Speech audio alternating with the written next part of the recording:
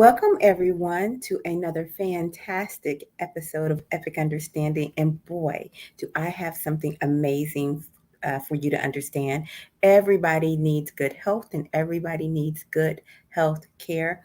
And I was talking to this fabulous man. His name is Jerry Foxhoven. He is a famed human rights attorney, but he's so smart. He gave me so much enlightenment. I just had to share his mind, his mindset, and his investigations with you. You know, he's done a lot of hands-on work with this, and so he is here to make us all smarter. He often makes me smarter. Jerry, how you doing, my friend?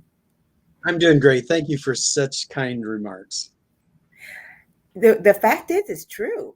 There you go. Well, well, thank you. How hmm nice. How long have you been helping and fighting for human rights? I would say 40 years at least, where, I professionally have taken dedicated part of my profession and stuff to it.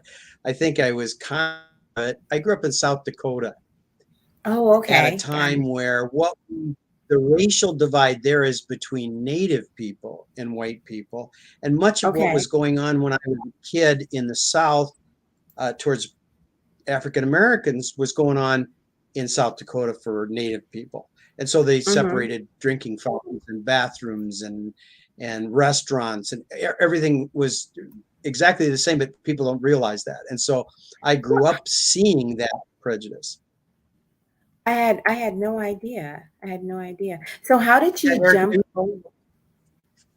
the jump over stunning to thing Iowa? I came here for school actually to Iowa and just stayed. Um, And so, what the stunning thing, people don't realize that that was going on in South Dakota as much unless you're from there. I remember as a kid going up to the Black Hills and seeing a sign above a restaurant that said, "No Indians or dogs allowed." Oh, And I wow. remember just thinking as a kid, how much do you feel as a native person, as an Indian, to be classed in there? We don't want you or Mhm. dogs in our With a restaurant. It dog. was shocking to me. Yeah. And so what year was that? What year was that? That would have, I grew up in the 60s, Mhm. and so um, I was born in the 50s and grew up in the 60s and saw that there. Came to Iowa, and I've worked with a lot of the native population here in Iowa for many years as well. But I've been in Des Moines now for 35 or 40 years, and we don't have a very large native population, but we have um, you know other minorities, people of color here that I've worked closely with for decades. Mhm. We have friends here from Poland that have tuned in with Oh, us. And so very nice. welcome from Poland. Do you what we are talking about tonight, do you think it spreads across different nations? I mean, everyone needs good health care. Absolutely. And in some way, depending on where you are, sometimes what we see in the United States, we think this is the only place that would happen. Mhm. Mhm. There's a person that was a journalist here in Des Moines, the largest newspaper in the state of Iowa, the Des Moines Register, who was laid off May of 2020. As they're doing cutbacks and so forth. Um, he needed a surgery Mhm. to a knee that's out, and his deductible is $4,000, and he has friends chipping in. He's not quite there yet. They've told him if he doesn't come up with his deductible 2 days before the surgery, they'll cancel the scheduled surgery. I mean, the Mm. rest of the world isn't there, and this is a guy who has insurance. Right. So it's in many ways, on healthcare, the United States is behind very quite a ways from a lot of other developed countries. I do often feel as if maybe we act like, well, we certainly don't act like we're the richest country in the world when it comes to healthcare. And I think we perform last when it comes to developed nations in healthcare. Yes, we do. And both access and the quality of care as well. Okay. So those are So two. our healthcare is unlike any other healthcare system because we decide who deserves healthcare in a really interesting way. And it's not odd until you start really looking at what people actually do all over the world. Yes. Yes. And one of the things that's really interesting is that here it seems like we try to phrase it in the United States as this is all about um, cost. Can Mhm. the government Mhm. should the government pay for healthcare for other people and so forth? But when it is a red blue issue in many ways, it's Mhm. we're entitled to it and they're not issue for a lot of places. Remember that a number of states didn't do the expansion of Medicaid, I know which Missouri's one of them. right, Missouri's one of them, and the federal government paid the vast majority of the cost of it when it started, and said it will reduce it a little bit each year, but the state will never pay more than 10% of it. The federal government Mhm. will always pay 90% of that expansion. Well, it doesn't make any sense for any state not to do it, but it was a Right. political issue. The states like Missouri who didn't do it had huge effects on their health care. Mhm. Their life expectancies went down compared to states that did do the expansion and so forth. Not just poor people, because remember the expansion is for really working poor, because we still had the traditional Medicaid for the very Mhm. poor. Mhm. It So doesn't make any sense. I think that's where a lot of people lie. I'm going to try to say your name, Agata. I hope I got that right. Welcome and thank you for watching from Poland. But she says that she was really surprised to hear the situation as it relates to racism. But Jerry did a great job for me in drawing a through line of how the poor and racism are are actually intertwined, particularly when it comes to healthcare and other uh, benefits. And so, um, can you unpack that a little bit for us? Sure. Because in the United States, we tie medical insurance and health provision of healthcare to economic status to a large Hmm. degree. All Okay. the Because of things like white privilege, obviously, if you're white, you have a better chance economically to be successful. You've built wealth through your family, through real estate, and African Americans who were redlined weren't able to build that. Native people Hmm. even more so, because they were on Hmm. reservations where they couldn't own property. The tribe owned it, so they couldn't even get a home.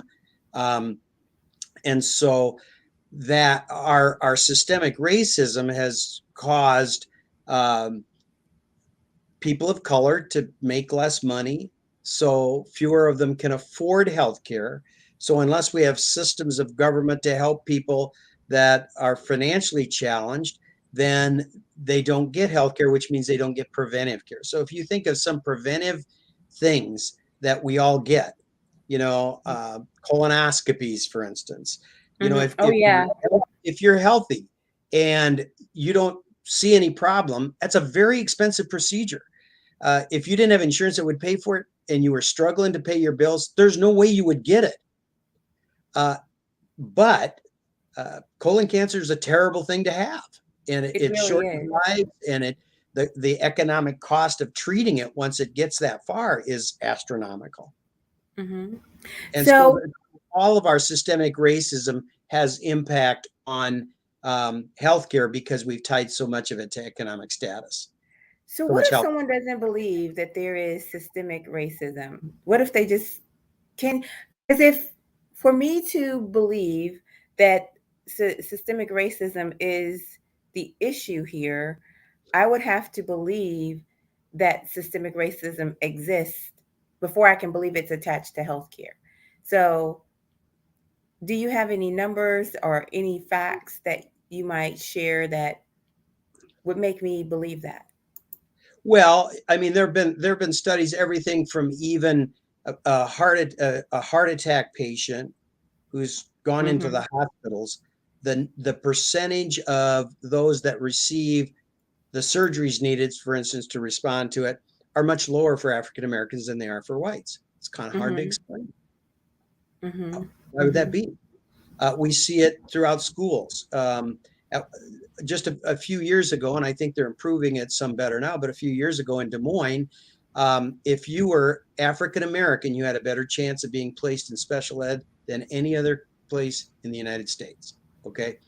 Well, if you were placed in special ed, whether you should be or not, even if you were perfectly cognitive and well, Mm-hmm. um, it's going to hold you back.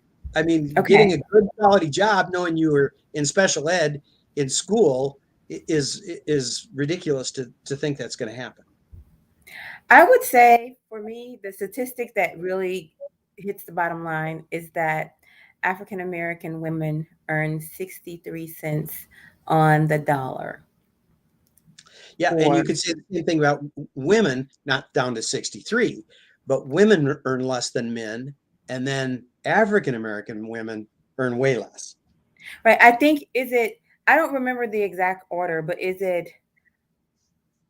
white male, then white women, and then black men, and then black women, or, Yes, and then, yeah. And so it's just, if we could fix that piece will alone, solve a because lot of problems. right, that would pretty much solve the problem, because it's not that a person isn't working, it's that they're not getting the money for what Correct. they're working for, And you know? also in wealth, I like to explain it to people in terms of your personal wealth. Um, when people can't connect it up to race, I Mhm. usually ask people this: what is the largest asset you have? Mhm. What's the Mhm. Of largest course, your asset you have? home. It's your home. Okay. Mhm. And so, and when we pass on our wealth to our youth, a lot of, to our kids, that's a lot of where it came from. It came from Right. our home. We bought a home, Mhm. and it, over the 30 years we owned it, it increased in value substantially, and we gave it to them, that we paid the mortgage off and so forth. Um, Mhm. and so if you're white, we benefited from that. If you're African American, oftentimes you were, because of redlining, the only way you could get a loan was in an area where values were depressed and Mhm. they did not increase like they did for everybody else. Okay. Okay. And so you have a history of your ancestors were not able to accumulate the wealth Mhm. with the main tool that mine had to accumulate wealth, and hadn't been Okay. able to, hadn't been able to, and hadn't been able to.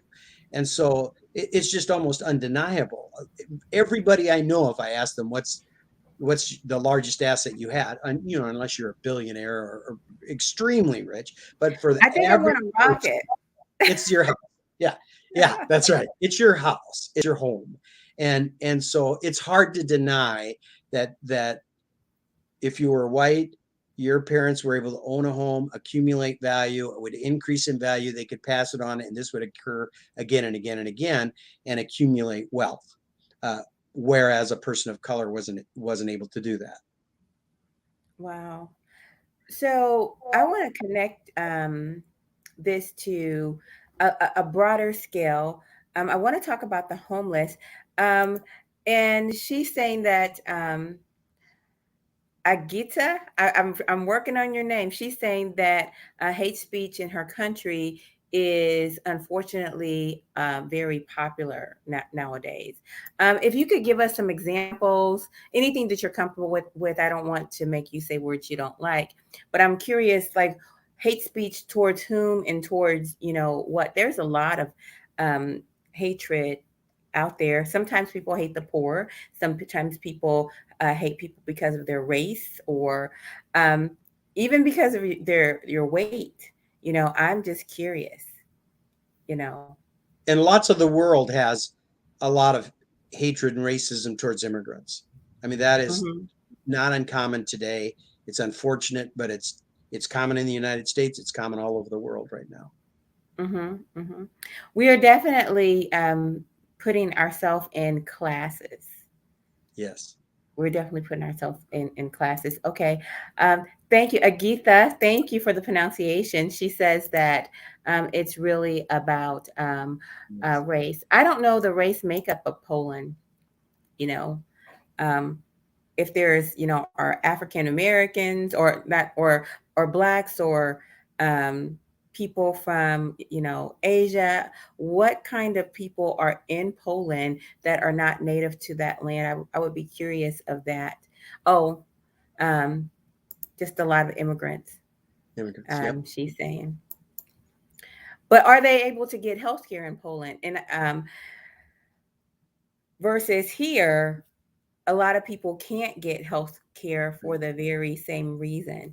So, how does being homeless connect to this overall idea of who deserves health care?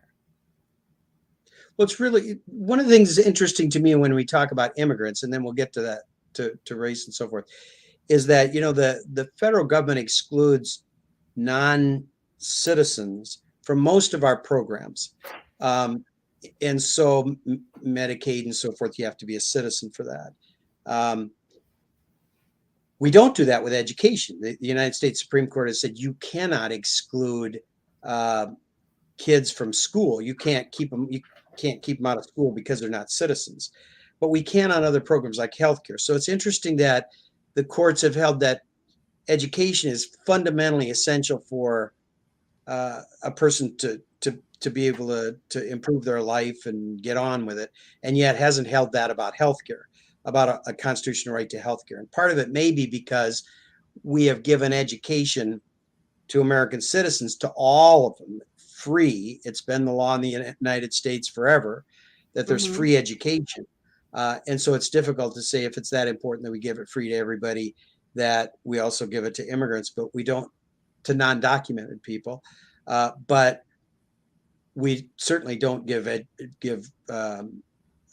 healthcare to everybody. There's lots of people without healthcare, and we Mm-hmm. qualify it when we give it to people because they qualify for Medicaid or whatever. We qualify that you have to be a citizen to be able to get it.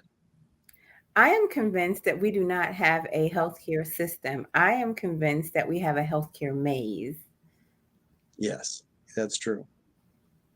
That's You true. know. And much of it is so much of our healthcare maze, it's a maze and it's a mess because it's driven by the finance. And that's not true in most other places in the world. It's not Mm-hmm. driven by the finance because most of them have either a public option or it's a public, it's like the UK, where there's state medicine, for everybody. And so Mm-hmm. as a result of that, decisions aren't being made solely based upon the cost. So you don't have an insurance company saying, no, we don't pay for that kind of drug or we don't pay for that kind of treatment, even though it's a recognized acceptable treatment. You know what I find very interesting? I find it interesting that because of the way the healthcare system is set up in America, no, the healthcare maze is set up in America, that we pay so much more for our medication, our pharmaceuticals. Yes, and that's driven by politics, by pharmaceutical companies giving a lot of money to politicians, and so that's been an argument for a long time about why drugs can be bought in another country, same company, same drug for a lot less money than we can Mm-hmm. get it here. And so, that's been a large discussion, for a long time that doesn't make sense. But it isn't just the drugs. Mm-hmm. Healthcare in general is much more expensive in the United States than it is in other developed countries. Um, and by all measures, it's not as good. So, do you think we actually have better doctors or better surgeons or anything like that here in America? You Because know, that's what we think in America. That's what we say to ourselves, right? I won't necessarily say better. I think we don't have worse doctors. I think we have great doctors. I think there are great doctors all over the world. The maze, as you call it, not system, Mm-hmm. the maze stands in the way of their treatment. And some of the problems that we have with healthcare is because doctors aren't making some of the decisions. They're not able to make some of Mm. the decisions. And so sometimes, you know, uh, insurance isn't going to approve a particular treatment or something like that. And so if they don't approve it and the patient can't afford it, then they don't get it. Hmm. Very, very, very interesting. I think that the maze oftentimes works against, I shouldn't even say oftentimes, the maze works against the um, the patient. And I also think the bureaucracy of the maze eats up valuable dollars that if we were so concerned about profits, it could actually go to the organization, to the company. But because it's so complex, um, and it's like there's trap doors in this, maze and everything. Right, right. So think about this. When I there was a time when I was the director of the Department of Human Services in Iowa, and one of those programs is the Medicaid program. Okay. And we have several, two or three MCOs, insurance companies that ran that provided the coverage for the Mm-hmm. patients. About a quarter of all Iowans are on Medicaid, so Mm-hmm. a lot of people. Okay, we could not get them to all have the same claim forms, Mm. codes for services. Okay, so you have a doctor's office that's looking, and they get a Medicaid patient, and when they fill out the numbers for the claim for the type of service that they provided, let's say an MRI, the Right. number for one company is different than the number for the other, and different than the one for the other. And so as a result of that, if they put the wrong number in, then it comes back and it creates all kinds it slows payment, and they have to resubmit the claim, and it's It's a a mess. mess. More of that, absolutely, it's a bureaucratic mess, and a lot of money is spent on that bureaucracy and that mess. So if you talk to hospitals and doctors, they spend so much money, not only complete with the organizations to be able to complete those forms, but also to chase that dollar to go back and correct it and put the right number in because it was the wrong company and so forth. You know.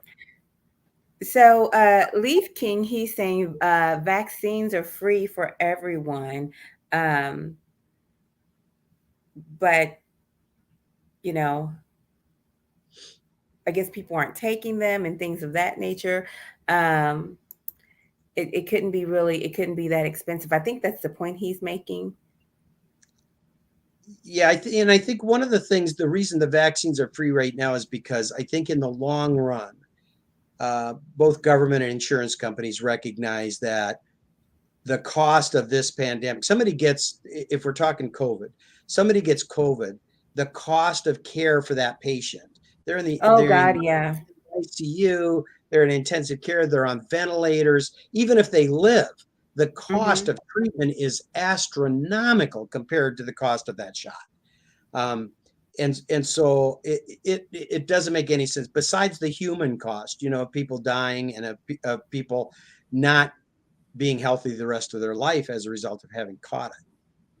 I got it. I think I just caught on to what King is saying. I think he's saying that if we can make vaccines free for everybody, how come the rest of the healthcare can't be free? Let me know if that's right, Leaf King. Yeah, I and that's think the that. age-old debate that we have here in this country of isn't that a human right to be able to get decent health care? It's really interesting. I always like to put in this context to say if we think it was a fundamental human right, things that are Mhm. fundamentally human rights, we provide to people that are in prison, right? So the There courts you say go. you have to let them worship as they believe. You Mhm. have to provide them, you know, a safe place. You have to provide Mhm. the temperature can't be 200 degrees in there, and it can't be 10 below zero. You have to Right. provide them enough food to be able to sustain a healthy lifestyle, and they have to provide them health care. That's right. It's That's really right. interesting that we find it such a fundamental right that even if you are convicted of first degree murder and have to spend the rest of your life in prison, that we say it's fundamentally right that we must give them health care. And I'm not saying we shouldn't, we should. But to then say, but it's not fundamentally right to provide that for someone who worked at a plant and the plant closed down Mhm. and they're out And of a job. so I love that analogy. So you're trying to tell me that if I'm poor in America, or if the working poor, if I'm a waitress, or like you said, if you live in a rust belt and your plant closed down, that somehow some guy who committed a crime deserves health care more than you? Yeah, I mean, that's the law, right? That's the law. So we Right. can't say to a prisoner, you're locked up for the rest of your life. Go sleep under that bridge. Mm. Be hungry, be thirsty, be cold, be hot, be without health care. We can't do that. The courts don't allow it. Mm-hmm. And so it's really interesting that if you're not in prison, we can do that. We can let that same thing happen, I should say, I guess. Well, I just think that's an amazing point. You really hit that home. I think that's a drop the mic moment for me. Have you used that point before? Yeah, I have. When people say, why do you think people should have a fundamental health right to health care? I think healthcare is like breathing air. It's like drinking water. It's like, you know, it's a fundamental right. And again, I am not saying that we shouldn't give it to people in prison. I'm saying that if we think it's so fundamental that even someone who's killed somebody and is locked up for the rest of their life should get it, why shouldn't we Hmm. let someone who's just struggling have it? Why shouldn't we Right. give it to And it shouldn't be a matter of pride because, these guys, they've worked their whole life or what have you. And, what really comes to mind so often is the Rust Belt. And what also comes to my mind is farming communities, and things of that nature, because we always think of those people having what they need, but the reality is they don't. No. No, They and it's really interesting. People in other countries are shocked when they hear that like 60% of all bankruptcies in the United States are because of medical bills. Mm-hmm. Mm-hmm. It's You talk to incredible. people in other countries and they say, well, I can't believe that. That's the most ridiculous thing I've ever heard of, that you went bankrupt because you got Mm-hmm. sick, or because you had a relative, your son got sick, or you got hurt, or so. It's ridiculous. Ooh, Leaf says that prisoners get their teeth fixed too. That's Yeah, yeah, they do. Yeah, they do. yes, yes. Yep, So they do. healthcare all around, dental care, all of Right. those things. I think we Yep. should um, be paying for. That's amazing. That's a very good point.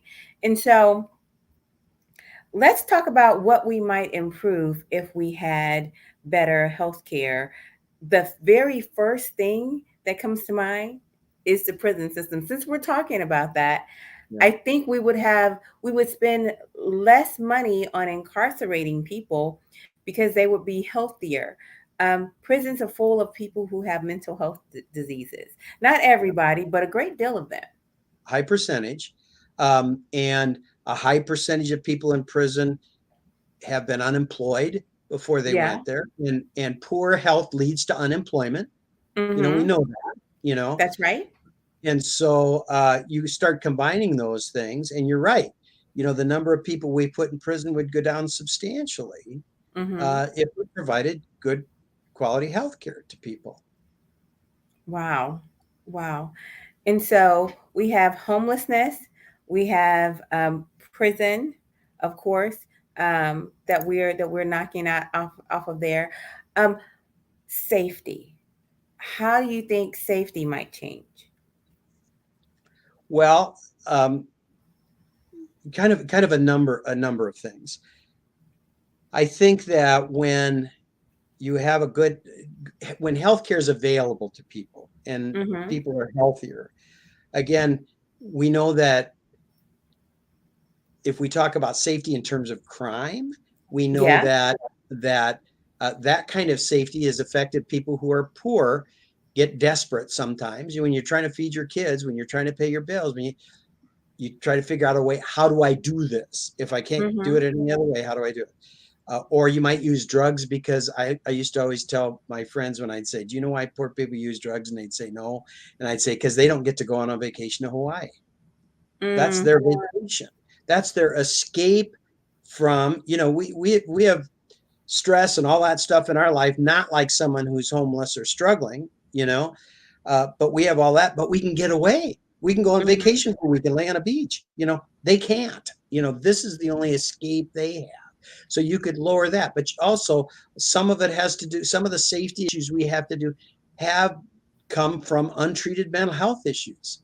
Mm-hmm. And if people had good health care, that includes mental health Mm-hmm. care and treatment and diagnosis. How many shooters, how many mass shooters have we had because of mental illness?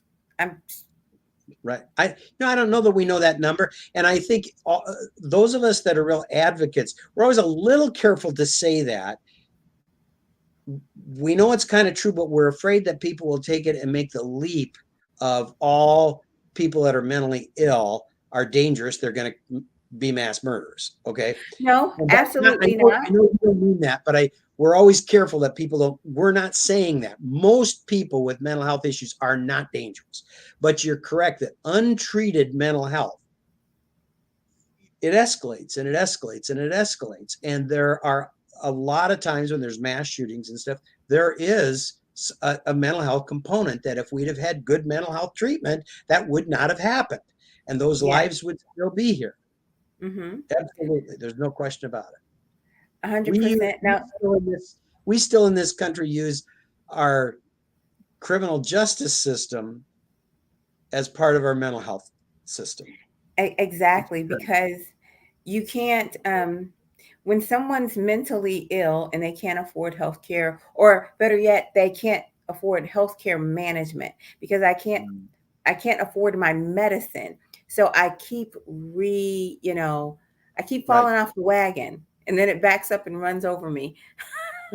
Yeah, and let me say this, when we talk about insurance, insurance doesn't do a good job on mental health very often because part of it Mm-hmm. is a medical model, okay? And in a medical model, you have a tumor, you go to the doctor, they remove the tumor and it's done.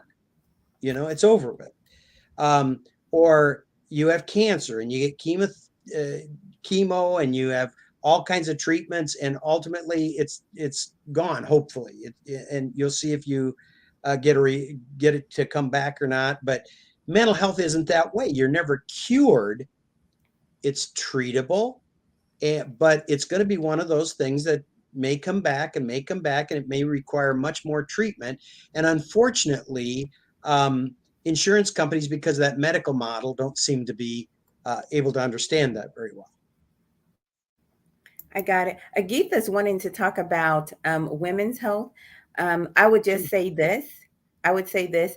Women are probably experience this issue when it comes to a lack of really good health care for our bodies versus um, just general things. Like if something affects a man and also affects a woman, then it's easier to get treated. However, if it's something that only affects women, then it's a huge big challenge. Hence the little blue pill. Yep, absolutely. And part of that's written is, I think, a result of the fact that most politicians are male, and Mm-hmm. most insurance company executive and executives are male, and so forth. And so certainly there's a tilt that's wrong, but there's a tilt there. There's no question about it. Mm-hmm. Mm-hmm. I think that it'll slowly change, obviously, because more women are getting into the leadership positions. But there's a lag there because women have to begin to value our own needs.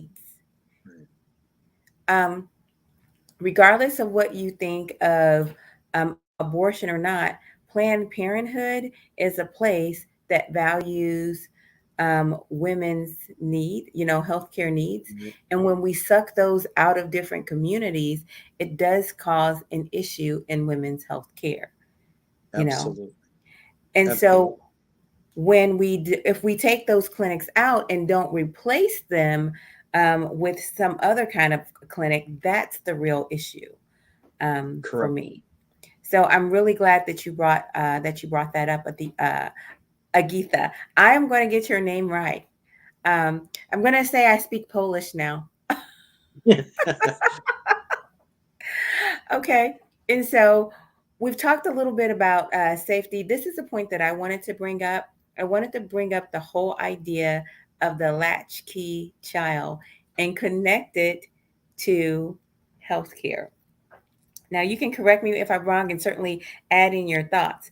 But if mom has to work two jobs in order to kind of piece together that the cost for the healthcare and other bills or whatever, For me, I already understand that creates crime. Anytime, anytime there's too much working, not enough face time with a child, the child will fill that time with anything, and it's likely to be negative. Yep. It's definitely likely to be negative. And so, if I could keep parents from working two jobs Hmm. and giving their children and make sure they gave their children FaceTime, I think our crime rate in America would automatically go down. Because for me, that is the thing that has changed. Children don't spend enough time with their very own parents. Doesn't matter if you have one or if you have two, you still have to spend time Yeah. with your parents. But please jump in. And we also need to break parents from looking at their phone the whole time when they're with their kids. Sometimes I Yes. go out to dinner and I'll see a family there, and I will think I saw there was either one parent or both parents. And Mm-hmm. throughout the whole meal, the parents were looking at their phone. They never interacted with their Oh, kid, not wow. one time. And you'd see times when the kid would look up at them and have some interest or whatever, and no interaction at all. And I thought, stay home. What was the point of all this? I mean, Mm. you may as well have left your kids at home because you totally ignored them the whole time and you looked at the phone. I think that is an issue right now that we're seeing some as well. But you're right. Now, I don't think that has anything to do with healthcare. That has to do with bad habits. Yeah, it does. It does. But it's bad. It's bad for kids. There's no question. Definitely. Do you You think know. that was part of the problem in the pandemic that people all of a sudden realized they didn't know how to relate to their family? Yeah, I do think that. So I think it's the good and the bad. I think some people have said, "Oh, I've really missed out on a lot with my kids. These are great kids." Or Okay. they have I think there's also some recognition of a teacher's job is a little tougher than I thought, Mm-hmm. you know? Mm-hmm. Trying to keep kids on task for a significant part of the day. And so I think there's both good and bad to it. So The do you think the government should be responsible for healthcare in America? I do. And one of the reasons I think that is that I believe that if the government's not responsible for it, well, then who? Mm-hmm. Um, uh, and if it's your employer, then in some ways I could argue to conservatives, well, we could be more competitive in the rest of the world by selling Mm-hmm. our products to the rest of the world if our companies weren't having to pay health insurance for their Okay. people. Okay. We also all know people who would retire, but they're not 65 yet and can't get on Medicare. Right. And so they're working, they're not retiring because they can't afford the insurance until they're 65, you know? And so our Mm-hmm. economy, younger people could move into those jobs, but they can't because the person can't afford to retire because they wouldn't have health care otherwise, or they couldn't afford it. It would be so outrageous, you know.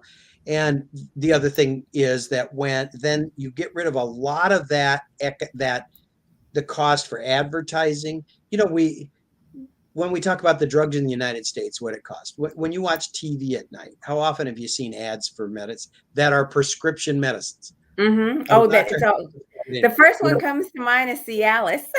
there we go. But all prescription medicine, you see them advertised a lot anymore. And in today's world now, pharmaceutical companies spend more on advertising than they do on research and development. Mm-hmm. Oh, that's an amazing point. More on advertising than research and development. So when they're trying to get you to get buy their pill, they're spending money that could have been spent either in could have been used to reduce the cost of that Mm-hmm. prescription drug, or could have been spent to find a better version or find a drug for something else that we don't have a cure for yet. So it doesn't make a lot of sense. We wouldn't need to be doing that if it was the government providing health care.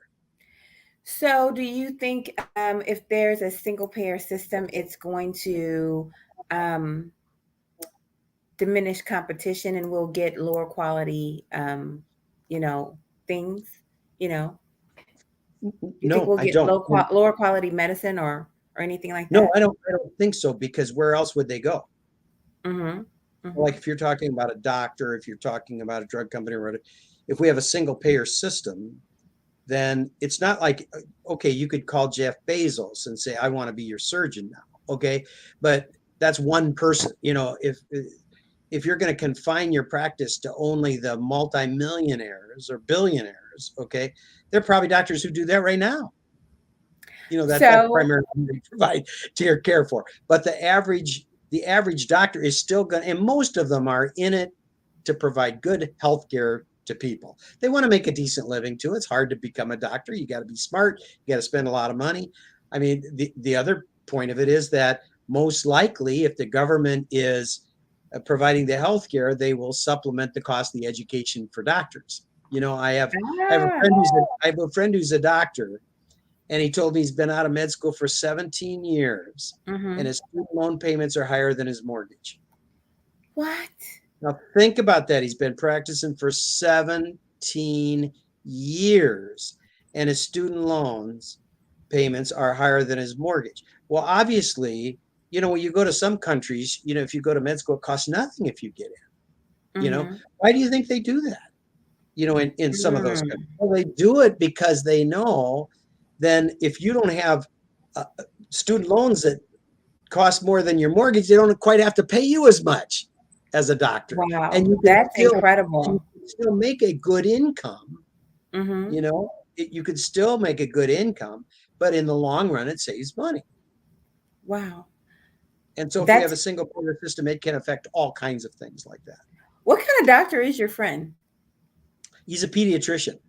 Oh gosh. You know what? I should have known that because family medicine and pediatrics Yeah, are two of the toughest fields to go into because you yeah. don't make a ton of money, but yet you do have all of those student loans. And yet, we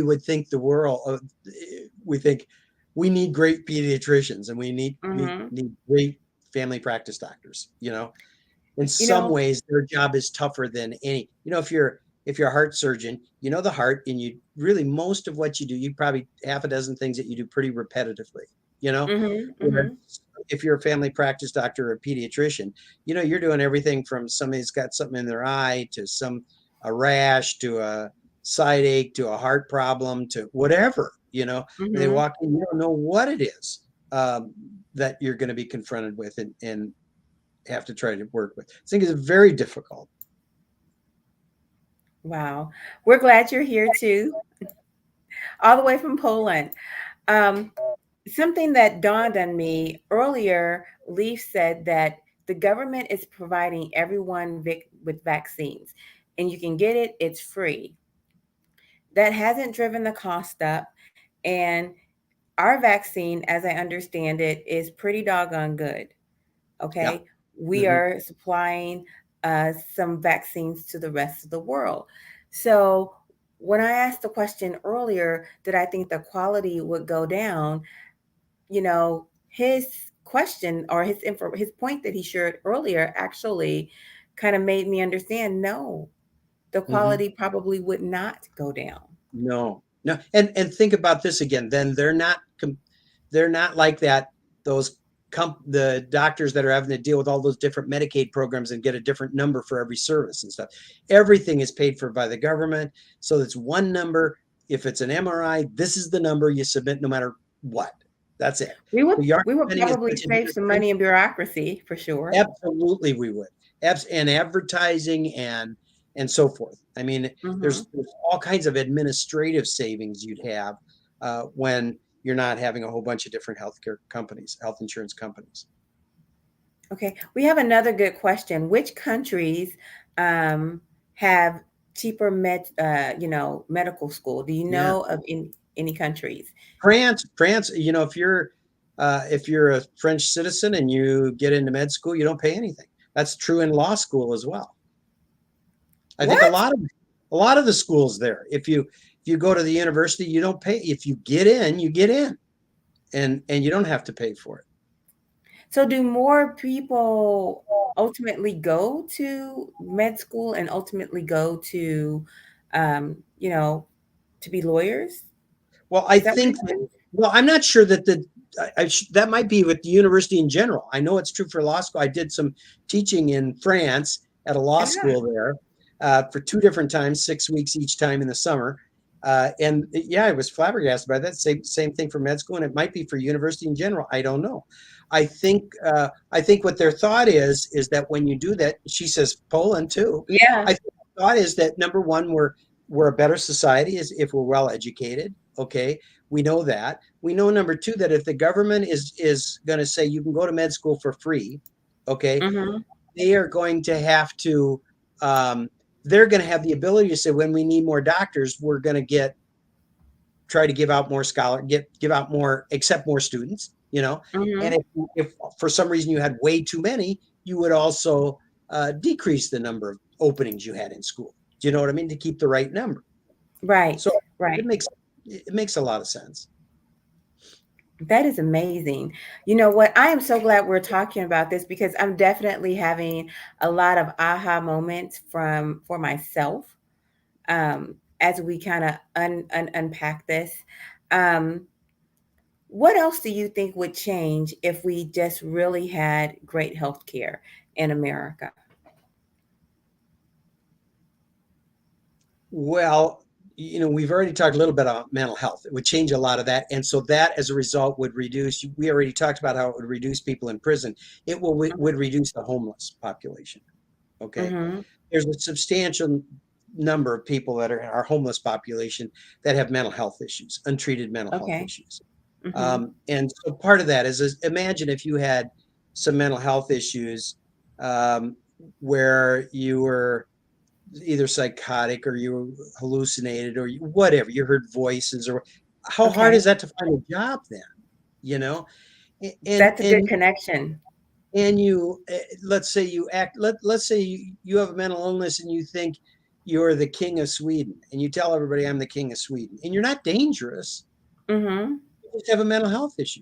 Well, nobody's going to hire you even at McDonald's if you're telling everybody that you're the king of Sweden.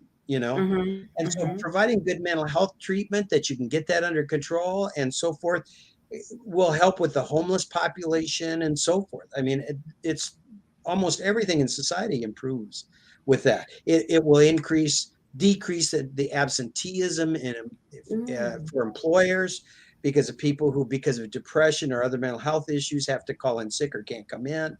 The productivity would go up, all kinds of benefits to society. Mm. Do you think it'll happen within our lifetime? Do you think that's possible for us to get there? No, I don't know. It'll take a lot. Mental health is a challenge for a number of reasons. Number one, we have a huge shortage of psychiatrists. We have a Okay. huge shortage of people that are in the mental health field. So even the Okay. professionals, we have a huge shortage there. So unless we really start focusing on we need to do what it takes to get more people in that field, Okay. unless we do something about it, uh, we won't get there. Now we're doing a little better job of having people being willing to speak out about mental illness and mental health issues, so that now we kind of all know somebody who has struggled with it. And so I Mm-hmm. think that makes it a little easier for us to say we need to do something as a society about it. When it was all hidden and you didn't know anything about it, you didn't know how many there really are and what it really involves, and are they regular people or whatever. It's easy to turn your back on. You can't turn your back on it when you know of family members or good friends who have struggled with it. And so I think that helps, that we're more open and we're willing to talk about it more today. You know, one thing we didn't touch on is the drug epidemic Yeah.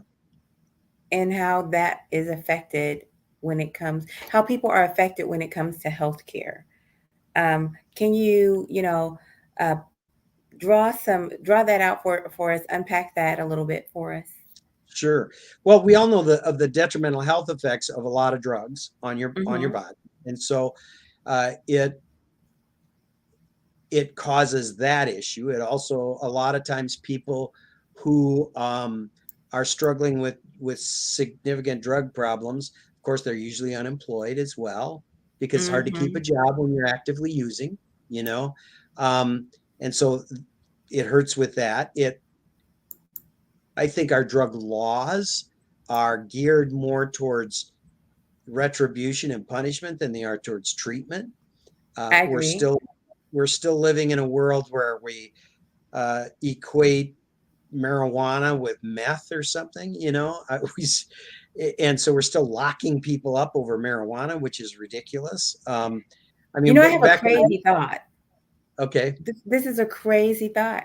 But honestly, because I want these people to go to work and I want to stop paying for them to be incarcerated, if you were a non-violent offender for marijuana, I don't care how much you had. I just want you to get out of jail yeah, I do and too. go lead a productive life because I want to stop paying for you to be in jail. But I mean, please note non-violent because that's a big Right. deal. But let me say this: that most you don't see a lot of marijuana users. You don't see people. I've never known a police officer yet that said, I walked into a party, they're all smoking pot and they jumped up and attacked me. Right. Right. Just, it doesn't cause you to be violent, you know? And so, when I used to represent people in criminal cases, I did a lot of that kind of work, a lot of it Hmm. drug cases, a lot of federal cases. There were actually people that turned to harder drugs because marijuana stayed in their system longer and they knew they'd test positive, whether it was at What? work or so forth. And so they would know marijuana stays in my system so long, I will do cocaine instead of marijuana because it gets out of my system. And so when I drop Mm, that, it's going to be clean because I'm not going to have to drop it for a week or so, but that won't be true with the pot. And so it's a little bit, you know, of ridiculousness. mm. So, So I think we do need to stop equating marijuana with other drugs, like it's just as bad. And again, we have to start looking at drugs as, treatment should be the first tool, not incarceration. Agitha is championing CBD. CBD. Yep. There we go. Yeah. You Why know not, what? right? You know what? We know that a lot of the drugs that have been the scourge of this country lately, you know, were pain drugs that probably if people were able to smoke pot, they wouldn't have used to begin with. They wouldn't have even, a lot of people that were Oh, you mean getting all the addicted opioids? to Oxycontin, let's say, because they were prescribed it because they had recurrent back problems.